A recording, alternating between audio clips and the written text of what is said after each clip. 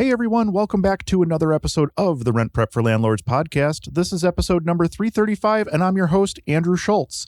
On today's episode, we're going to be talking about renting to tenants with a low credit history, a tenant paints a mural for a landlord, and tenant issues when selling during COVID. We'll get to all that right after this. 1, 2, 3, 4.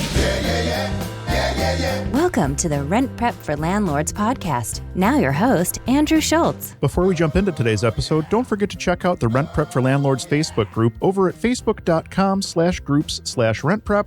We're coming up on almost 12,000 members in that group right now, and that's a great free resource that you can tie into to ask questions of landlords and housing providers around the country on any number of topics. Don't forget to check that out today over at facebook.com/groups/rentprep.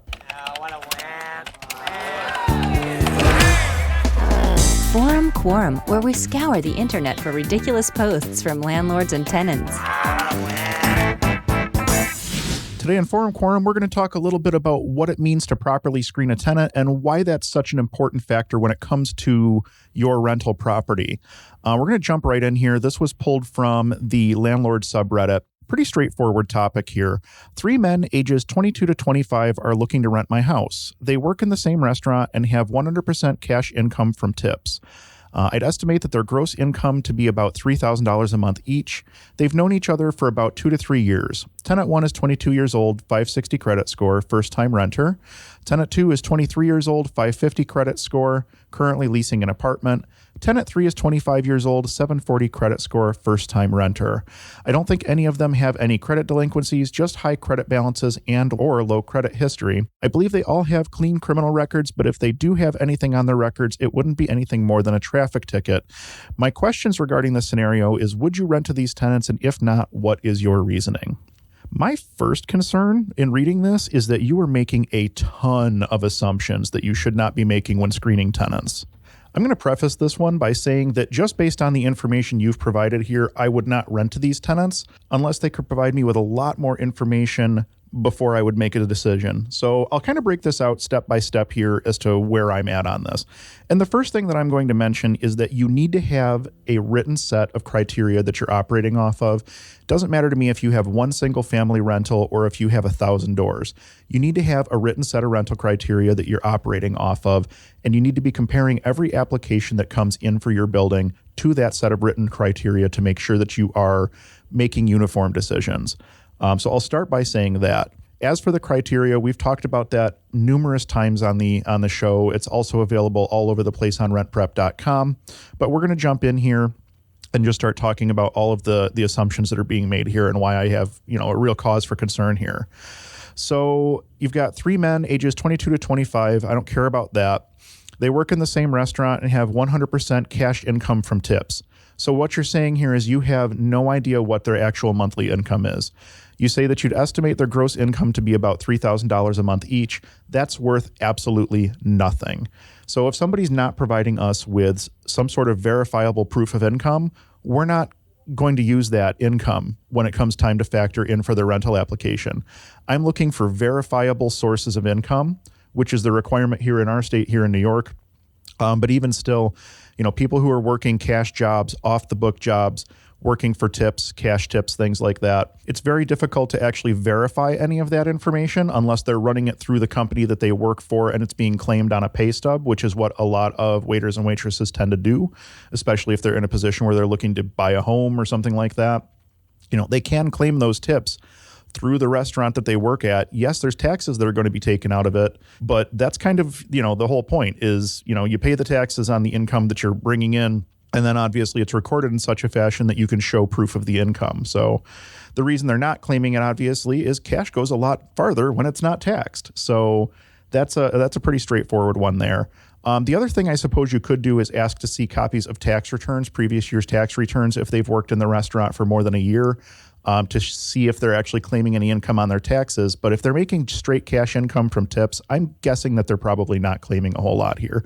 So you have no verifiable source of income was basically the long and short of that there.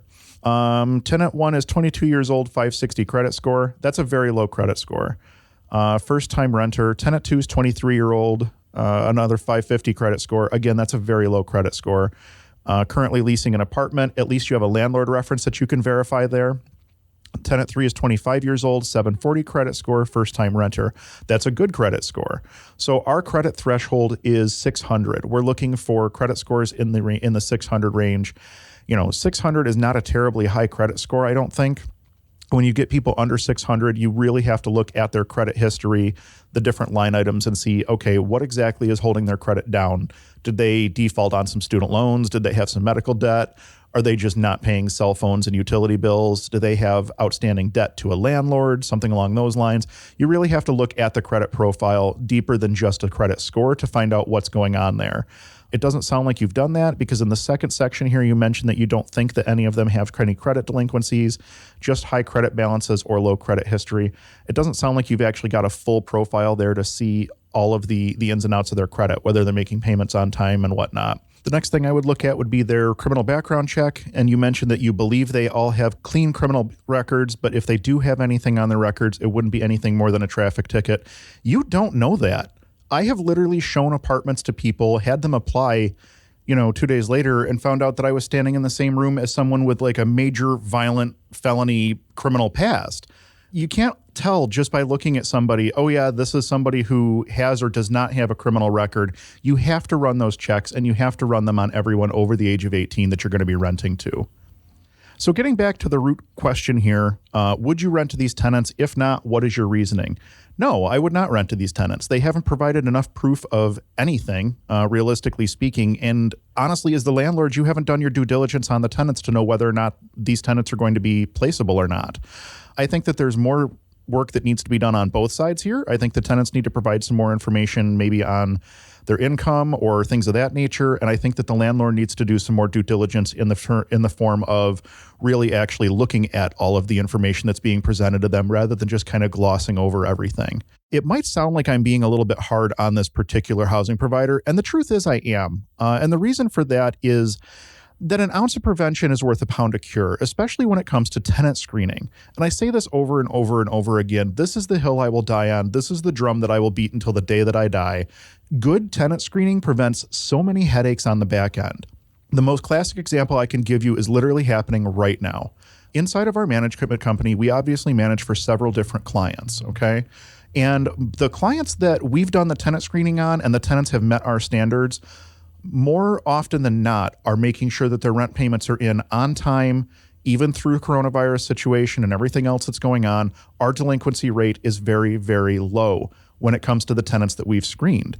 When you look at the tenants that we've inherited through either clients purchasing properties or through us taking over management contracts from other property management companies, you can see the quality of tenant drops there because the delinquency is much higher. So I don't know if it's just that other people aren't screening in the same capacity that we are, but I can tell you that the delinquency rates on the tenants that we haven't screened are much higher than the delinquency rates on the tenants that we've screened using our process. Having a strong tenant screening process should be one of your top priorities as a property manager or as a housing provider, because it's the asset you're protecting is either your clients, who you have a fiduciary responsibility to, or it's your own, who you certainly have a fiduciary responsibility to.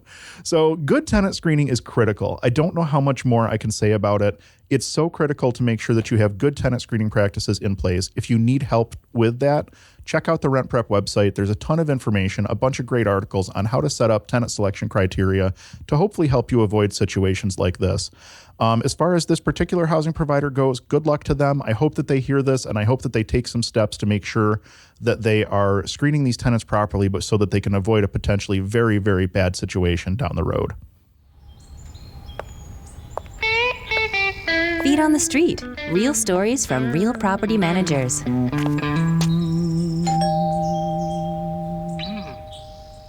Today's Feet on the Street features an awesome tenant story, and it's certainly a little bit lighter than our last segment. Let's jump right in. I had an awesome tenant for a period of about 2 years, an older, well-known local artist. He kept quiet and kept the place very neat and tidy. About twice a year, I'd stop in and chat over coffee and inspect the place and address any issues that he had.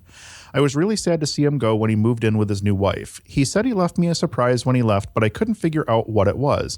While doing some maintenance, I found that he painted an absolutely beautiful mural on the side of the barn. It made me even more sad to see him go over that, and we still keep in touch on Facebook. Our current tenants are also pretty awesome. I knew they'd be affected by the pandemic, so I went out and planted them a small garden. Since they have 3 teenage boys and fresh veggies are pretty awesome to have for a free snack. I got a picture later in the summer of a 3-foot zucchini. I'm not going to lie, when I first read this one, I panicked a little bit because I thought to myself, oh God, I don't know what I would do if somebody painted a giant mural on the side of a barn at one of our properties. But it sounds like it worked out pretty well for this particular landlord, so that's good news. You know, it's kind of interesting. We're seeing a lot more public art and murals growing in popularity here in the Buffalo region, even on like the sides of buildings in the city. I know there's another property manager who, her office, she actually just had a very large mural put on the brick side of her building. And she's got an office right there in the city. So it's in a very prominent location and it looks beautiful. And I believe that there were actually some of her tenants that contributed to that as well as it being part of a public art installation. So that was kind of neat. And then as a kid, I can remember I grew up out in the country, and the only art that we ever saw on the side of a barn were the giant advertisements for Chew Mailhouse Tobacco. And if you lived in New York, or at least here in Western New York, probably a lot of other areas in the country, I bet you can relate to seeing those big advertisements on the sides of barns as a kid. It's kind of funny because obviously nothing like that would ever fly nowadays, but it's just a unique memory from my childhood anyway. It's nice, though, to see good tenant stories every once in a while. It's something that we don't really get a chance to cover, and it's honestly something that doesn't get posted a whole lot either in any forum that I'm on when it comes to landlord-tenant issues and stuff like that. We really only seem to see the negative stuff. So if you have a positive tenant story that you'd like to share, maybe hear it on the podcast, head on over to ownbuffalo.com and drop it in the contact form there on the front page. You could also head over to the Rent Prep for Landlords Facebook group and post it up over there. I'd like to highlight a positive tenant story every once in a while just so that we can remember that, you know, this industry's tough enough. It doesn't always have to be adversarial between landlord and tenant. And sometimes good things do happen. So it's good to remind ourselves of that every once in a while. So if you've got that great tenant story, feel free to submit it and maybe you'll hear it on an upcoming episode. So what do you do if you want to sell your home and your tenant's disallowing showings as a result of the pandemic? That's the exact scenario that one investor in California is facing right now. Let's jump right into today's Water Cooler Wisdom. Water Cooler Wisdom. Expert advice from real estate pros. I'm in California and trying to sell my rental property. Has anyone faced a tenant who will not sign the realtor's coronavirus release forms? She signed a lease 2.5 months into the COVID shutdowns, allowing for showings. But because she won't sign the release forms, my realtor, or rather no realtor, will show the house. What advice can you provide? And thank you in advance. So of course, I'll preface this by reminding you that I'm not an attorney and that you should certainly speak to legal counsel before you make any decisions on something like this. Don't just trust the random advice from somebody on a podcast on the internet. Please speak to your own legal team before you make any decisions when it comes to something like this. So I will mention, obviously, I'm not a broker in the state of California, but I am a broker here in the state of New York. So I went ahead and pulled up our own MLS and grabbed our COVID disclosure. And I wanted to mention there's definitely a difference between the term disclosure and release. This person mentions in their post the word release. I'm talking about a disclosure. And obviously, having not seen the text of what they have out in California, I don't know truly what is involved in it.